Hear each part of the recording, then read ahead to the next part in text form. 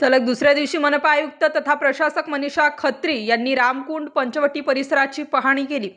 येणारा सिंहस्थ कुंभमेळा आणि रामकाल पथ नमामि गोदा प्रकल्पाच्या पार्श्वभूमीवर आज दिनांक 28 डिसेंबर रोजी पहाटे पंचवटी भागात पाहणी दौरा केला।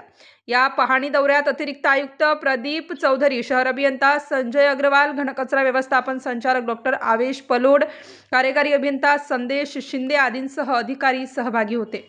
सकाळी मनपा आयुक्त तथा प्रशासक मनीषा खत्री यांचा गोदावरी नदी परिसर पाहणी दौरा संपन्न झाला।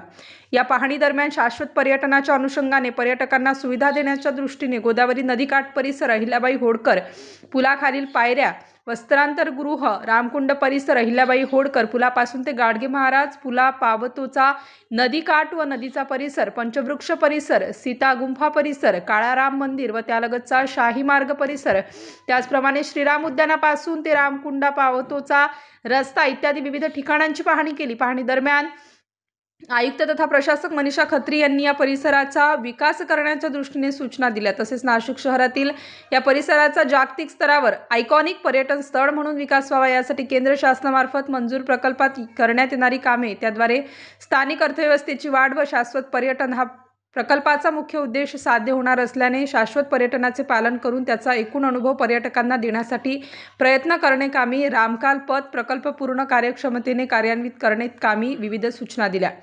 रामकाल पथ प्रकल्पांतर्गत विविध सुविधायुक्त कामे, लेझर शो, पाण्याचे कारंजे, फवारे, बोटिंग, तात्पुरते वस्त्रांतरगृह, पिण्याच्या पाण्याची सुविधा, पार्किंग सुविधा, no vehicle zone, no plastic zone, त्याचप्रमाणे रामकुंड येथे स्नानासाठी योग्य पाण्याचा पुरवठा होण्याच्या दृष्टीने कामे, तसेच रामायणातील विविध प्रसंग, म्युरल्स, पुतळे, भिंतीचित्रे, कमानी, दीपस्तंभ व आकर्षक विद्युत रोषणाई याद्वारे संपूर्ण परिसराचे सुशोभीकरण करणे कामी हाती घेण्यात आलेला प्रकल्प पूर्ण करण्याबाबत सूचना दिल्या।